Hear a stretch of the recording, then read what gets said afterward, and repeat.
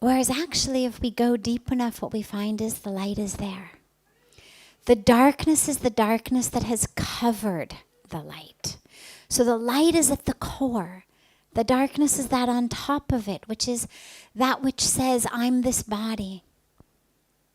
All the wrong things it's done, all the time it's wasted, all the opportunities it's lost, all the things it's failed at.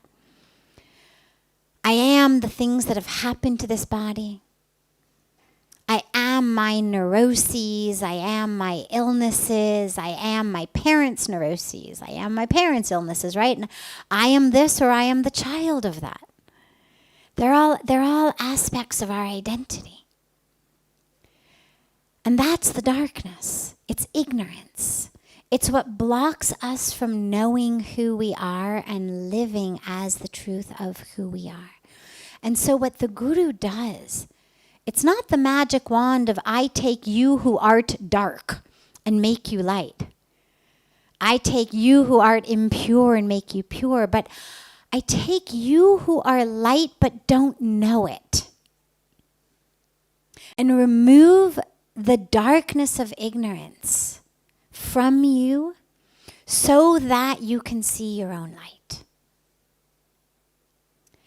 And can it happen without a guru? In theory, yes. There's nothing that says you must have a guru. The spiritual history of the Indian spiritual traditions, the Hindu spiritual traditions, as well as so many of the world's spiritual, mystical traditions, have examples of sages and mystics who have experienced it spontaneously. But on a personal level, it's a risk I wouldn't want to take. I mean, if someone said, do it this way, you've got a really good chance of finding the light. Do it that way, yeah, you could find it. 1890, there was, someone, he was born and he found it. And, 1730, someone else was born and he found it. The odds are not the odds that if I had a choice I would go with, especially given that we have gurus. If we didn't have any and we had no option, then sure, you hold those sages and mystics as the ideal and say, you bless me, show me how you did it. But when we have gurus, why not? I mean, if you had to get across an ocean, and your choice were get in a boat with someone who knows how to sail or figure it out yourself. Yeah, I mean, you could figure it out yourself. You could channel the art of sailing. You could become one with the wind. And I'm sure on a very, very deep spiritual level, it's possible. But if my life mattered to me and I had the option of getting in a boat with someone who knew how to sail, I would take that option every time. Just increases your chances of making it across. So the last piece, though, that you've asked of how to know. And this is where it gets tricky because there is no cookie cutter answer. It's not like, well, here's what gurus look like, and, here's the litmus test. They come in all shapes and sizes, genders, nationalities. A couple pieces, though, to give you. The first is, you're going to feel something inside in the presence of a guru. When you experience that light, you feel something. But now here's a subtle but important aspect. Sometimes charisma masquerades as truth. And there is also a feeling that you get in the presence of a charismatic leader that is different than truth. It is the same thing that, got so many otherwise good, peaceful people into lynch mobs or into, we could go throughout history and see what charismatic leaders have gotten otherwise well-meaning, good people who followed them to do. And it doesn't mean the people were stupid. It doesn't mean the people were bad. It just means that charisma itself is also very magnetic. And if we're not really paying attention, we can mistake charisma for truth. Especially when there's a crowd mentality, when there's lots of people saying, oh, isn't this great? Isn't this great? Isn't this great? Isn't this great? And you get swept up in the charisma of the moment. And this is where it's really important to check in and make sure that even when you're sitting in your room alone, minus the crowd, minus the presence of the leader, what you experience is the presence of the light, not a longing for the crowd. It's not, oh God, it was so great 2 hours ago when we were all together. But wow, my light's been turned on.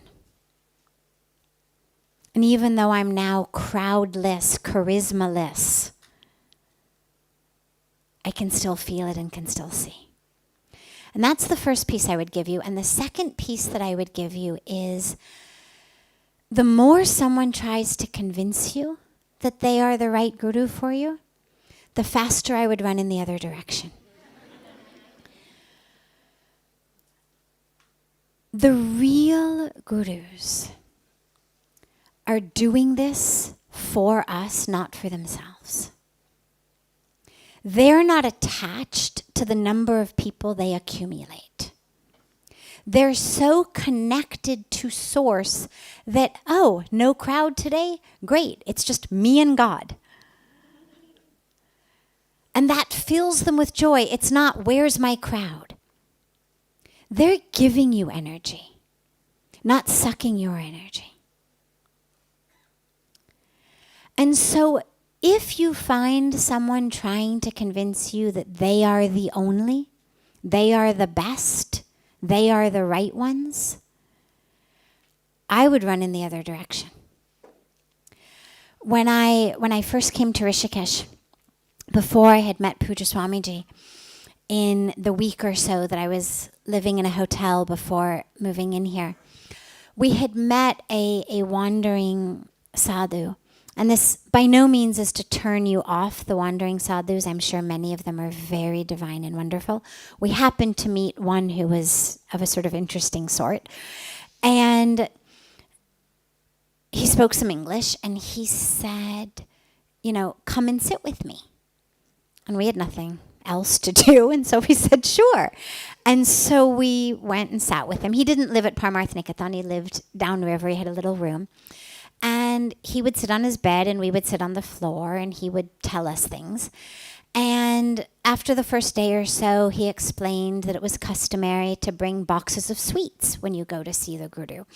And so we were expected the next day to show up with boxes of sweets. But that was okay. That was part of the adventure. It was fun, sure. So we'd go to the market and we'd buy a box of sweets and then we'd go and we'd show up and give him the sweets. And this went on for a few days, and it seemed really harmless, and and after I met Pujya Swamiji, and I was, for those of you who don't know my whole story, I'm not going to share it at the moment, but I was living in those days in just this state of ecstasy. I had been touched by something very, very special. And so it was just everything was God and everything was beautiful and everything was perfect, including buying sweets and sitting on the floor beneath the bed of this man who spoke to us. And so once I met Pujya Swamiji, though, and had many other even bigger and deeper spiritual experiences and was permitted to move into Parmarth, we stopped going, of course, to this man, but bumped into him one night in the market and said, guess what? I was just ecstatic. I had met Pujya Swamiji. I didn't even know the word guru at that point, but I had met him and I was sharing with the sadhu that I had met him, and I was so blessed, and I was allowed to move into Paramarth Niketan, and he went ballistic. And you can't do that. You're my disciples. I mean, literally started yelling at us in the market. And we had to really, hands on shoulders, calm him down. Now, I share this because obviously it's not always going to be quite so dramatic. They're not necessarily going to always chase you through a marketplace, screaming, "You're my disciples." But if you get just the feeling of being chased, even if it's not literally being chased, if you get a feeling of someone saying, "No, no, no, you can't go there. I knew you first," this is really when you walk in the other direction. Whether you have found something specific to walk toward or not, don't worry, it will come to you. I happen to have something I was walking toward. But even if you don't worry. It will come.